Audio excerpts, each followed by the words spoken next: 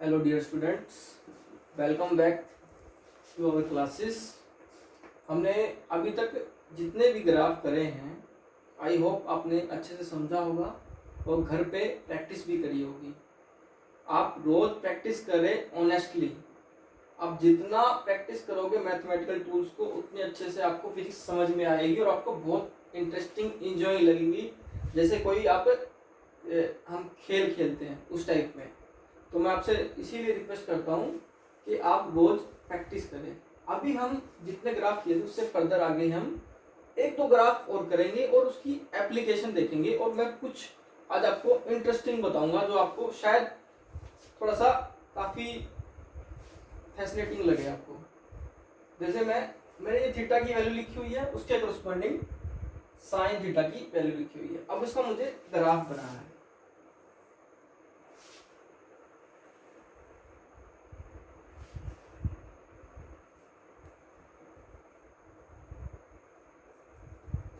ये मेरा है साइन थीटा और ये इधर मेरा थीटा।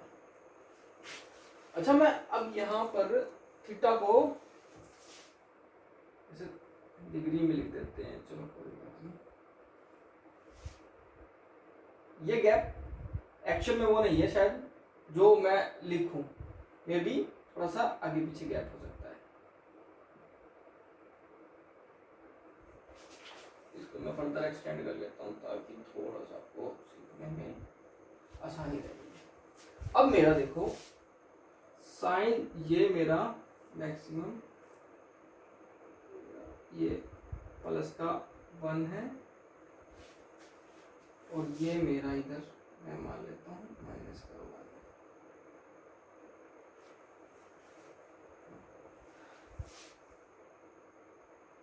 अब एक चीज देखो, जब मेरा साइन 0 था, साइन 30 1/2 मतलब 0.5, ये मेरा 0.5 मान लेता हूँ, तो ये था मेरा 0.5।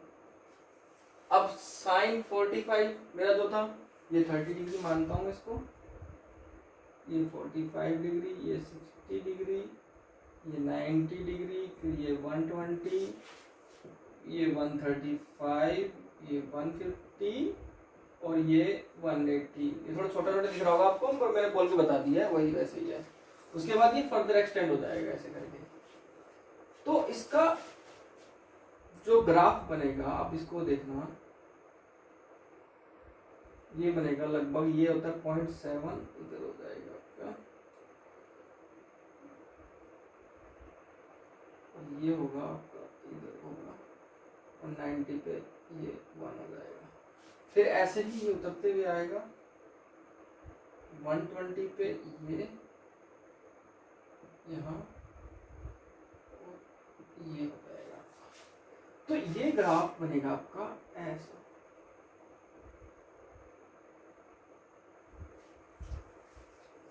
ये ग्राफ आपका ऐसा बनेगा कर्वीनेचर का। और ये मैं आपको बता दूं, ये 180 से 360 तक ऐसे, यहाँ पर 360 मान लेता हूं, ये ऐसे, ये दोनों पार्ट इक्वल हैं। ये बोर्ड पे एक्चुअल में दिखाने के लिए आपको बन कैसे रहता, थोड़ा अनइक्वल दिख रहा है, लेकिन ये इक्वल पार्ट्स हैं।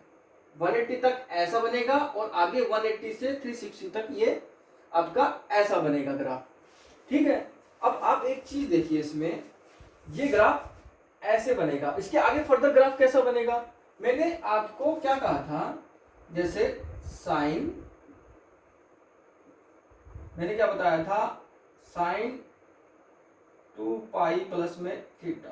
जैसे मैंने केस लिया था ना, आपको बताया था मैंने, जब रेडियन में हो तो साइन n पाई प्लस में थीटा, n की वैल्यू 1 2 ऐसे कुछ रखेंगे तो ट्रिग्नोमेट्री रेशियो चेंज नहीं होती है हमारी।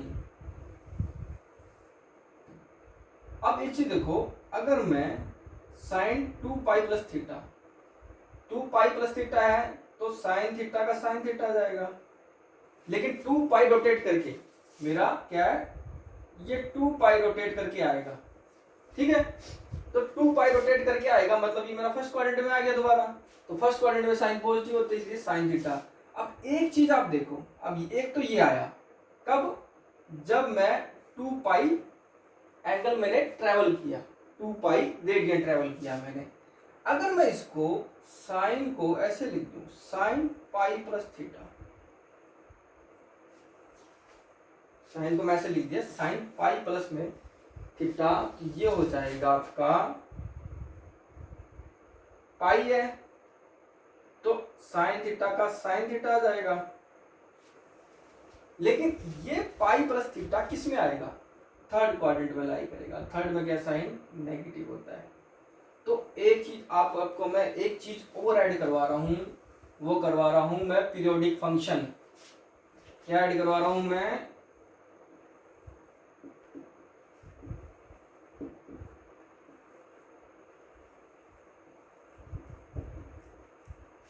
इसमें क्या है, कोई भी फंक्शन, ऐसा फंक्शन जो एक इंटरवल के बाद, ऐसा कोई भी फंक्शन जो एक इंटरवल के बाद अपने आप को रिपीट करे, अपनी वैल्यूज को रिपीट करे, उसे क्या बोलेंगे, पीरियोडिक फंक्शन बोलेंगे। अब इसमें साइन जो अपने आप को रिपीट कर रहा है, साइन थीटा, वो कर रहा है 2 पाई के बाद, और 2 पाई को इसका क्या बोलेंगे, टाइम पीरियड बोलते हैं हम, कि कितने टाइम में। ये आपका कॉन्सेप्ट यूज होएगा आपके वहां पर जाके एसएचएम में, जब आपकी 10th यूनिट आएगी, 11th की जो सबसे लास्ट यूनिट आएगी ना, ये वहां पर यूज होगा।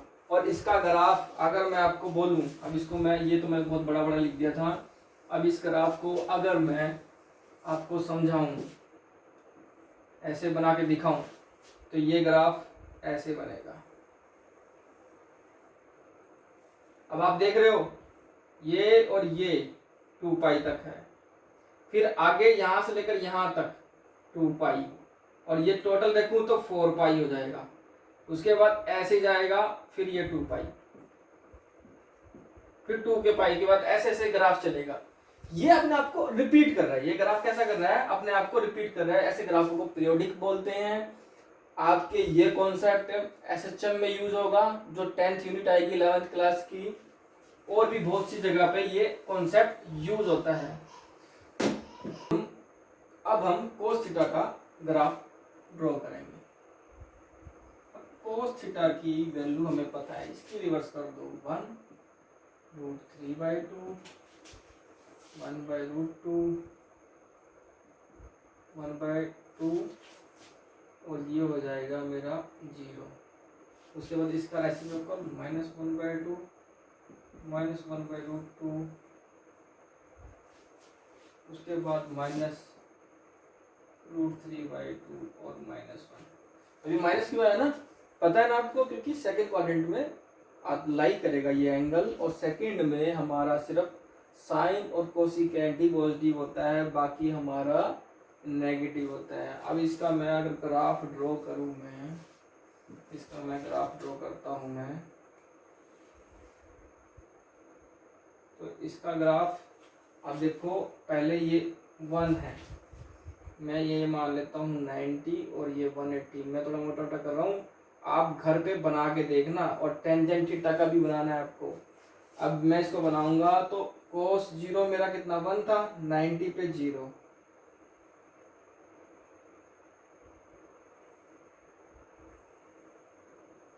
और 180 पे -1। इसको आगे मैं जब ऐसे फर्दर एक्सटेंड करूंगा ना, तो ये घूम के ये 180, ये 360, ये इतना ग्राफ ऐसे ही यहाँ पर आगे दिखाई देगा। अगर इसको मैं थोड़ा छोटा करके बनाऊं, जैसे मैंने वो बनाया था, तो ये ग्राफ मेरा कैसे आएगा,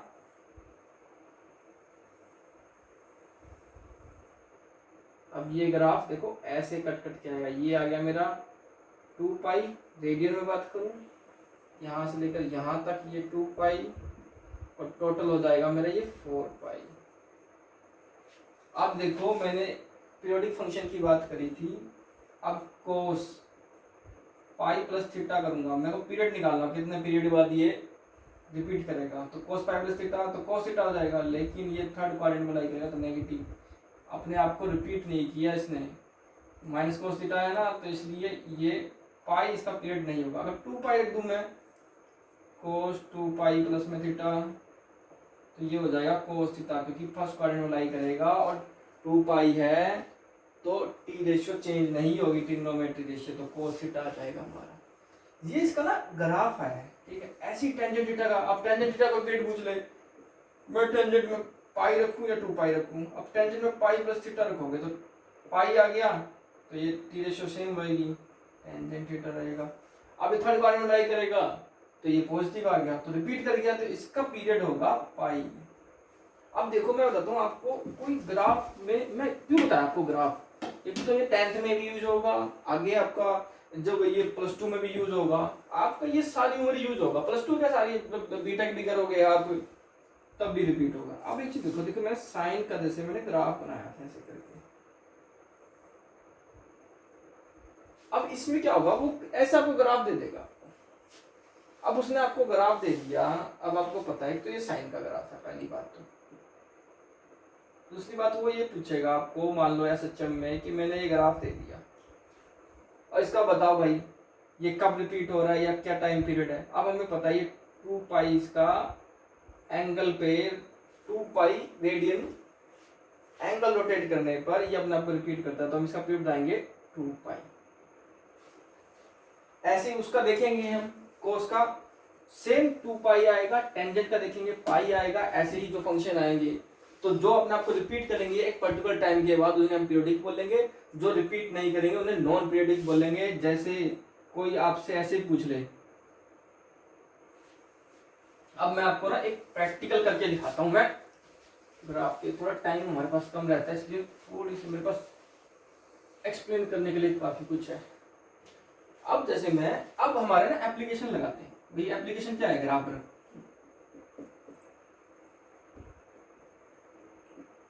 अब जैसे मैं एक ग्रेविटेशन पढ़ता हूँ, ग्रेविटेशन का फॉर्मूला क्या होता है, फोर्स होता है G m1 m2 bye r²। ये ग्रेविटी में आएगा और सेम ऐसे क्वेश्चन आएंगे डिट्टो, देख लो। इसका मतलब आप ग्रेविटी क्वेश्चन अभी करने लग रहे हो, आपको ये पता होना चाहिए। G ग्रेविटी का कांस्टेंट है, ग्रेविटेशनल कांस्टेंट बोलते हैं। m मास है, m2 दूसरे ऑब्जेक्ट का मास है, r उनके बीच में डिस्टेंस है, ये m1 ये m2 और ये m1। ये जैसे ग्रेविटी में बोलते हैं कि इनके बीच में ये डिस्टेंस है, ये सॉरी r डिस्टेंस है, तो कितना फोर्स लगाएंगे, इतना फोर्स लगाएंगे। अब मेरा क्या है, अगर मैं g हटा दूं तो directly proportional to m1 m2 हो जाएगा और इनवर्सली प्रोपोर्शनल टू r² हो जाएगा। अब क्या है, वो आपके बुक में या स्कूल में कहीं भी आपसे ना कुछ क्वेश्चन पूछेगा कि फोर्स का m1 के साथ ग्राफ बनाओ, तो ये फोर्स हो गया और ये मेरा m1 हो गया, तो मैं कैसे बनाऊंगा, ये ऐसा ग्राफ बन जाएगा। अब मैं m2 के कोमा m2 मैं कह दूं, तो m2 के साथ जो ग्राफ होगा वो भी सेम ही बन जाएगा, ये लगा लो, ऐसे लगा लो, दोनों स्ट्रेट लाइन होंगे मतलब, ठीक है आपका। लेकिन अगर मैं बात करूं फोर्स का r के साथ, r² के साथ, इनवर्सली प्रोपोर्शनल है, तो इसका अगर मैं बात करूं, हमने इसका एक ग्राफ डिस्कस किया था मेरे ख्याल से। अब देखो r जब 0 को अप्रोच करेगा तो फोर्स क्या होगा, इनफाइनाइट को अप्रोच करेगा, और जब r इनफाइनाइट की तरफ जाएगा तो फोर्स हमारा 0 को अप्रोच करेगा। ये मेरा ये r है, राइट हैंड साइड पॉजिटिव मान रहा हूं इसको मैं, और लेफ्ट हैंड साइड नेगेटिव मान रहा हूं। ये नेगेटिव फोर्स इस साइड और ये ऊपर अपवर्ड पॉजिटिव। अब उसके बाद अगर मैं इसको इधर लाता हूं, अब किसी का स्क्वायर करते हैं नेगेटिव टर्म का तो सेम ही आता है, प्लस ही आएगा, तो जो ये आया ग्राफ डिट्टो ये रिपीट हो जाएगा। मैंने एक चीज आपको कहा भी था कि अगर मैंने जैसे y = x² में बताया था कि जो ग्राफ y का एक क्वाड्रेंट बन जाएगा उसी के एक्सिस के अबाउट, अब ये फोर्स के एक्सिस के अबाउट रोटेट होके लेफ्ट में बन जाएगा, तो ये हमारा ग्राफ आ गया। अब एक चीज, दो चार चीजें ना, अब एक देखो, एक एप्लीकेशन और देखो, अभी आपसे कोई एक क्वेश्चन पूछ लेगा ऐसे,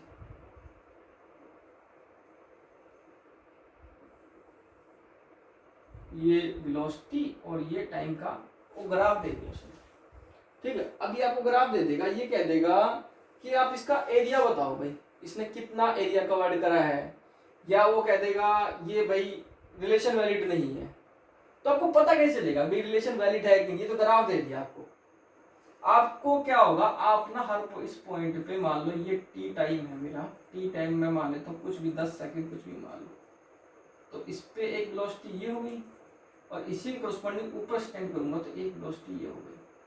अब हमारा ऑब्जेक्ट इधर जाएगा तो इसके टेंजेंट पे ड्रॉ करोगे तो ये हमारी वेलोसिटी की डायरेक्शन आ जाएगी, जब उल्टा घूम के इधर आएगा तो ये आ जाएगी।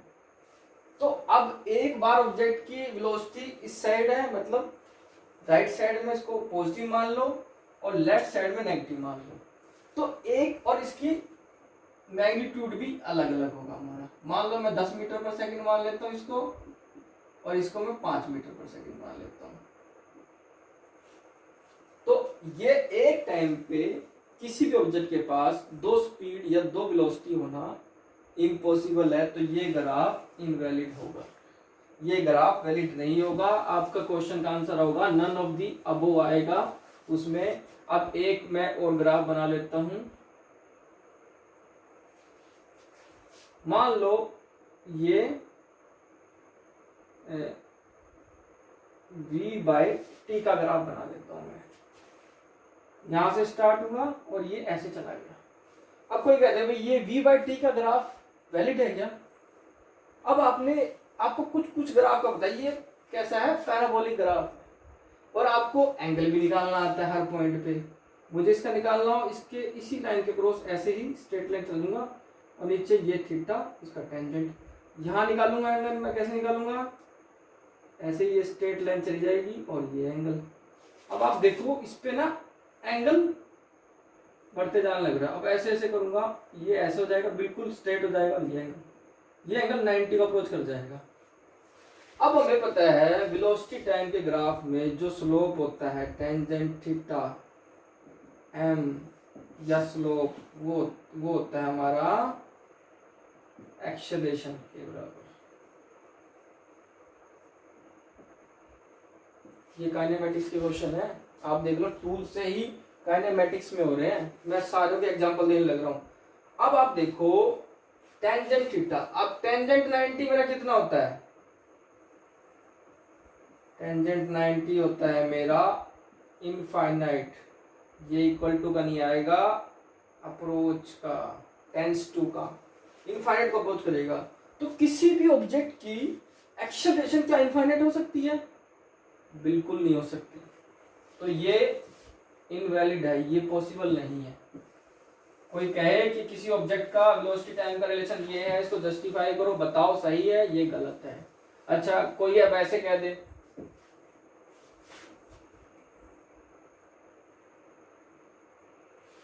भाई ये वेलोसिटी और टाइम का ग्राफ है,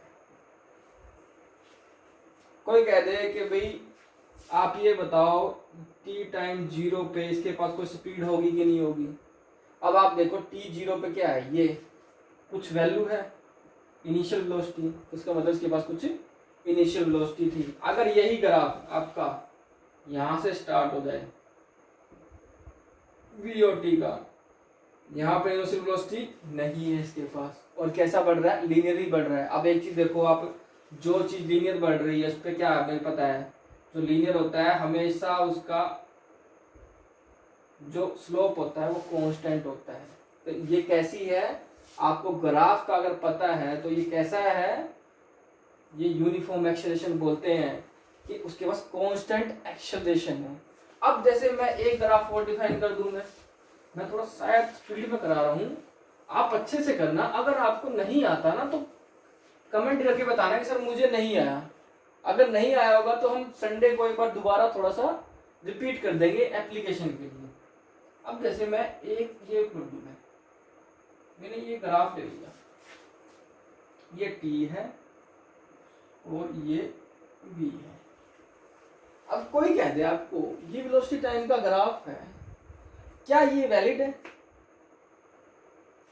कोई कहेगा शायद सर हाँ वैलिड है, ये तो वही वाला बन गया y equal to minus M X minus C, sorry plus C, sorry क्योंकि अगर ये जीरो करूंगा तो ये प्लस सी है ना, ये इंटरसेक्ट पॉजिटिव।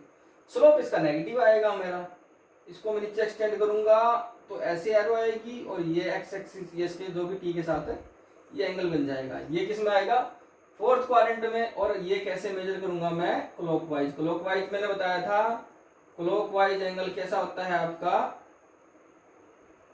नेगेटिव। तो ये क्या है अभी, नेगेटिव है और रिटार्डेशन का केस होना चाहिए, लेकिन ये हमारा इनवैलिड है क्योंकि टाइम हमारा कभी भी नेगेटिव नहीं हो सकता है। टाइम नेगेटिव क्यों नहीं हो सकता, आप एक चीज सोचो, मैं तभी कहता हूं कोई भी चीज ना ऐसे ही वो मत करो आप, मतलब क्रैमिंग करके या मगिंग करके जो आप रट रट के ना कोई चीज मत करो। एक टाइम पे दो चीज या टाइम नेगेटिव क्यों हो सकता, क्योंकि हम टाइम में बैक नहीं जा सकते।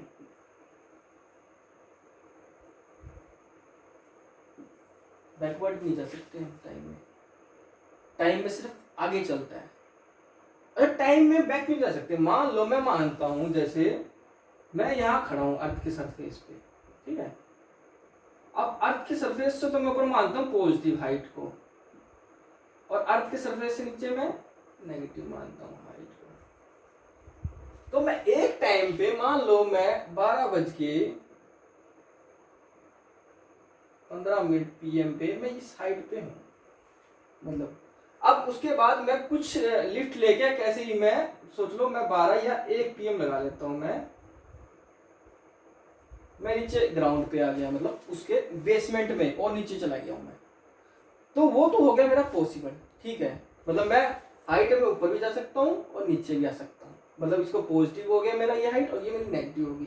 लेकिन टाइम में मैं बैकवर्ड जा सकता हूं। मैं मानता हूं कि अगर मैं 2011 में मैं वापस चला जाता हूं और मेरे पास सीएस थी और मैं सीएस ब्रांच जो मैंने फर्स्ट ईयर के बाद चेंज कर दी थी और मैं वो चेंज नहीं करता हूं मैं, तो मेरा क्या होगा, उसके बाद जो मेरी क्लासेस लगेंगी सारी सीएस की थ्रू आउट में बीटेक, उसके बाद मैं सीएस में जो मेरे फ्रेंड्स थे मैं उनके साथ मिलने वाला, मैंने क्या क्या एक्टिविटी करी, उसके बाद मैं जॉब लगा, कहां पर लगा, किस कंपनी में, सॉफ्टवेयर में, तो होगा क्या। और उसके बाद अगर अभी जो एक चेन बन गई है, मैंने इलेक्ट्रिकल करी, इलेक्ट्रिकल से फिर मैं प्लेसमेंट करके उड़ीसा गया, वहां से मैंने जेई से फिर मैं फर्दर आगे की जॉब में, और उसके साथ इस चेन को जो करते हुए मेरे साथ जो लोग कनेक्ट हुए उनकी लाइफ अफेक्ट हुई है, वो मुझसे जानते हैं, मेरे साथ टाइम स्पेंड किया। तो अगर मैं टाइम में बैठ जाके कोई चीज अगर मैं चेंज करता हूं ना, तो पूरा यूनिवर्स की एक्टिविटी, हर इंसान का टाइम, हर चीज चेंज हो जाएगी। और एक ही चीज, एक ही पर्सन के लिए दो अलग अलग एक्टिविटी नहीं हो सकती, इसलिए हम टाइम में बैकवर्ड नहीं जा सकते। एक चीज, अच्छा एक क्वेश्चन मेरा आपसे हो रहा है, अब मैं हमेशा आपको ये कहता हूं, मैंने ग्राफ पे आपको ये कह दिया, मैंने ये y है मेरा, ये x है, इसको मैंने पॉजिटिव मान लिया, इसको अपवर्ड में पॉजिटिव मान लिया, इधर नेगेटिव मान लिया मैंने, और इधर नेगेटिव मान लिया मैंने। तो ये पॉजिटिव क्यों है, ये नेगेटिव क्यों है, ये नेगेटिव क्यों है नीचे बैक डाउनवर्ड में, और ये अपवर्ड में पॉजिटिव क्यों है, ये कन्वेंशनल है, हमने माना है। जैसे 1 जनवरी को जो वेस्टर्न उसके अकॉर्डिंग, हम कल्चर के अकॉर्डिंग 1 जनवरी को न्यू ईयर मानते हैं, कोई जरूरी थोड़ी है न्यू ईयर 1 जनवरी को हो सकता है। अगर आप हिंदू कल्चर के अकॉर्डिंग देखोगे तो वो कुछ बसंत पंचमी शायद उस टाइम कुछ नया साल मानते हैं, तो वो एक रेफरेंस लिया उन्होंने डिसाइड किया है, जरूरी नहीं है कि वही होगा उस टाइम। फॉर एग्जाम्पल आप, हम अर्थ में मानते हैं, हम मानते हैं कि भाई जैसे अर्थ में इधर यूके इंग्लैंड वगैरह है, भाई वो वेस्ट में है, इधर ये हमारा इंडिया इस साइड, ठीक है भाई, हम मानते हैं हम ईस्ट में रहते हैं। लेकिन अगर कोई पूछे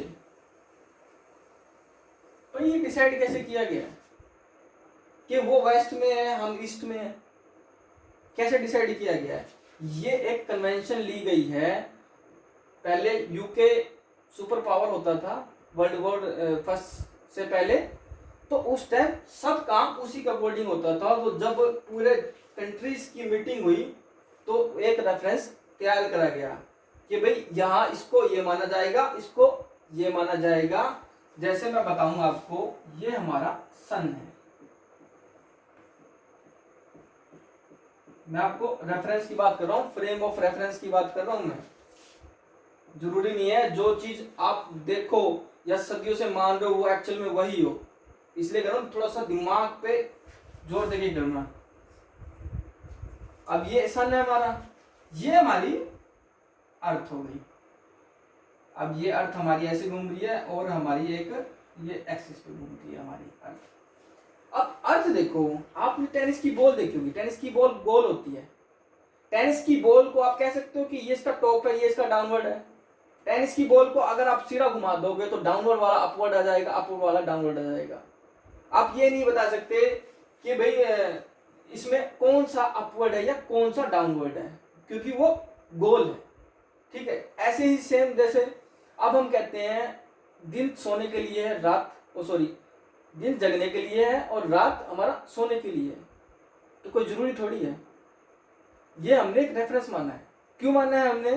अब इस टाइम अमेरिका में दिन है, वो लोग जग रहे हैं, वो काम कर रहे हैं, और इस टाइम हमारे इंडिया में रात है, हम सो रहे हैं। तो क्यों? क्योंकि ये फ्रेम ऑफ रेफरेंस है। आप ऐसा भी कर सकते हो कि आप रात को जगो और दिन में सो, लेकिन हमने दिन में हमें लाइट की जरूरत नहीं होती, हमारी एनर्जी बचती है, उस टाइम हम सारे काम इजीली देख के कर सकते हैं। इसलिए हमने एक रूल बना दिया है कि हम दिन में जगेंगे, अपना काम करेंगे और रात को सोएंगे। ये सारे फ्रेम ऑफ रेफरेंस हैं। आप ध्यान करना, आगे भी फिजिक्स में आएगा। अब जैसे मैं बताऊं आपको, मैं आपको लग रहा है मैं खड़ा हूं, लेकिन मैं तो घूम रहा हूं और आप भी मेरे साथ घूमने लग रहे हो। कैसे घूम रहे हो? किस तरीके से ये आपको जो चीज लग रही है वो रेफरेंस में, एक्चुअल में क्या है, आप और मैं अर्थ पे खड़े हैं और एक दूसरे के रिस्पेक्ट में हम घूम नहीं रहे हैं। तो इसलिए हम एक दूसरे को सोचते हैं कि आप रेस्ट में खड़े हो, मैं भी रेस्ट में खड़ा हूं, लेकिन हमारी अर्थ मूव करने लग रही है। वो सन के चारों ओर चक्कर लगाती है और एक ईयर जो हमारा बनता है वो 365 दिन और 1/4 डेज में कंप्लीट करती है। तो एक्चुअल में तो हम रोटेट कर रहे हैं। जिस तरीके से हम ट्रेन में बैठे होते हैं, तो ट्रेन में जब हम पेड़ वगैरह को देखते हैं विंडो से बाहर या स्टेशन पे देखते हैं, हमें लगता है कि बहुत स्पीड में गाड़ी चल रही है। लेकिन अगर कभी ऐसा बनता है कि एक ट्रेन उसके पैरेलल में चल रही है, एक ट्रेन उसके पैरेलल में चल रही है और उतनी स्पीड पे चल रही है, हमें लगता है कि सामने वाला बिल्कुल कांस्टेंट है। अगर हम आसपास की चीज, हमें लगता है कि दोनों गाड़ियां खड़ी हैं। तो ये फ्रेम ऑफ रेफरेंस है। आपको ये चीज का ध्यान रखना है कि जो चीज ली गई है कन्वेंशनल है, जरूरी नहीं वो हो। तो इसीलिए कहता हूं मैं, फिजिक्स में जब भी प्रॉब्लम सॉल्व करो, आप अपना कॉन्सेप्ट और कॉमन सेंस भी लगा के सॉल्व करना, ये बहुत जरूरी है। मैंने जो आपको ये बताया ना, फ्रेम ऑफ रेफरेंस बता दिया मैंने कि भी ये अर्थ हमें लग रहा है हम मूव कर रहे हैं, लेकिन हम रेस्ट में लग रहा है, लेकिन हम एक्चुअल में मूव कर रहे हैं। तो मैं आपको ये कॉन्सेप्ट बता रहा हूँ। ये फ्रेम ऑफ रेफरेंस का भी कॉन्सेप्ट आएगा हमारे फिजिक्स में आगे चलकर। अब इसके आगे मैं आपको बताना चाहूंगा, फ्रेम ऑफ रेफरेंस में इसका बता दिया मैंने आपको। अब मैं एक आध क्वेश्चन और आपको कराना चाहूंगा। जैसे e की पावर, मैं इसको लास्ट में करवाने की सोच रहा था, y इक्वल टू a की पावर x। अब इसमें दो ग्राफ बनते हैं, इसको बोलते हैं एक्सपोनेंशियल ग्राफ। ठीक है, ये जो मैं ग्राफ करा रहा हूं इसका, इसमें फिजिक्स में थोड़ा सा कम है, लेकिन ये बाकी जगह काफ़ी यूज होगा और ये आपको एक एनालिसिस माइंड को आपको डेवलप करेगा। अब मैं मानता हूं इसमें a ग्रेटर देन 1 है, ठीक है। अब इसके लिए आपको ग्राफ बनाना पड़ेगा। मैं कहता हूं ग्राफ बनाओ इसका। अब हमारे पास सेम तरीका वही है, ये y, ये x। अब मेरा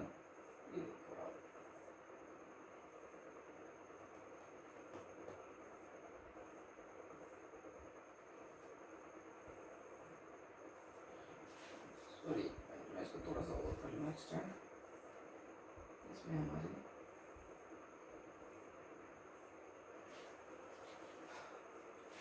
अब एक चीज देखो, इसमें जब x की वैल्यू मैं -2 करता हूँ, ठीक है।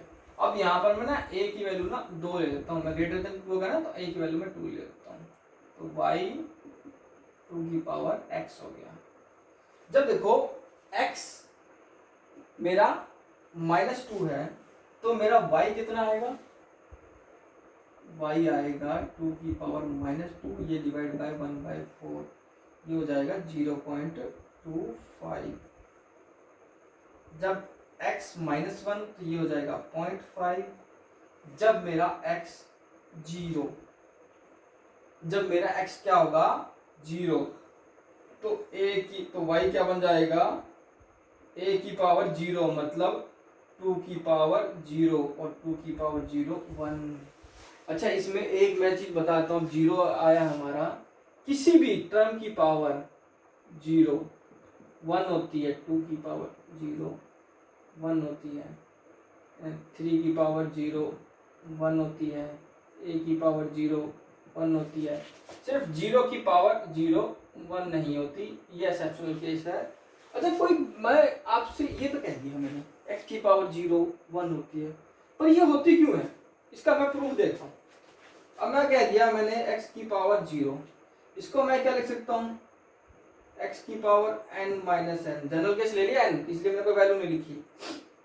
अब इसको मैं फर्दर क्या लिख सकता हूँ, x की पावर n इंटू में x की पावर -n।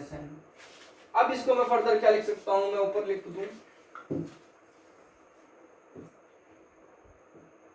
x की पावर 0 को फर्दर क्या लिखूंगा मैं, x की पावर n। अब ये पावर माइनस की है, इसको नीचे लाऊंगा तो ये प्लस की हो जाएगी, तो अब x की पावर n, x की पावर n कट गया, ये आ गया 1। तो इसीलिए किसी भी टर्म की अगर पावर 0 है तो वो 1 के इक्वल होगा। सिर्फ एक एक्सेप्शनल केस है, 0 की पावर 0 ये नॉट इक्वल टू 1 है, अनडिटरमाइंड है, ये नहीं होगा, ये ध्यान रखना। ये चीज मैं इसलिए बता रहा हूँ ताकि आपको पता चले हर एक चीज का लॉजिक होता है किसी भी चीज का।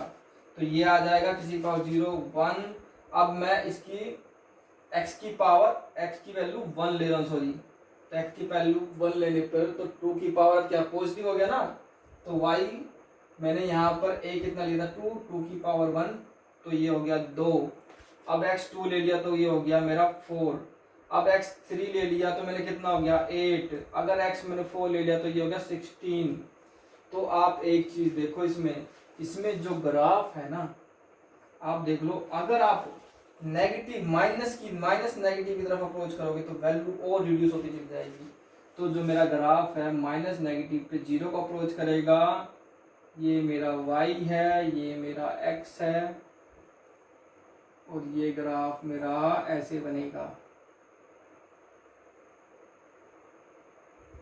ये मेरा इंटरसेप्ट कितना आया, x की वैल्यू 0 रखने पे ये मेरा 1 आया, ठीक है।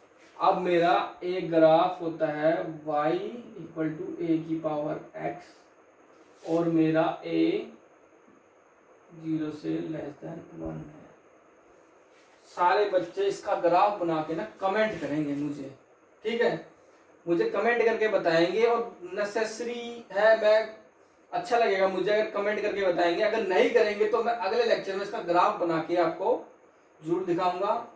आप अच्छे से पढ़ें हर कॉन्सेप्ट को, मेरा कहने का मतलब यही है, फिजिक्स में उसके साथ क्वेश्चन के साथ साथ फॉर्मूलों के साथ साथ अपना कॉमन सेंस भी लगाना है उस पर कि ये एक्चुअल में वैलिड है कि नहीं है। जैसे मैंने आपको टाइम का बताया, जैसे मैंने फ्रेम ऑफ रेफरेंस का बताया, जरूरी नहीं जो चीज हमें दिख रही है एक्चुअल में वही हो। ठीक है, तो अगर अच्छा लगा तो लाइक और शेयर करें। Thank you.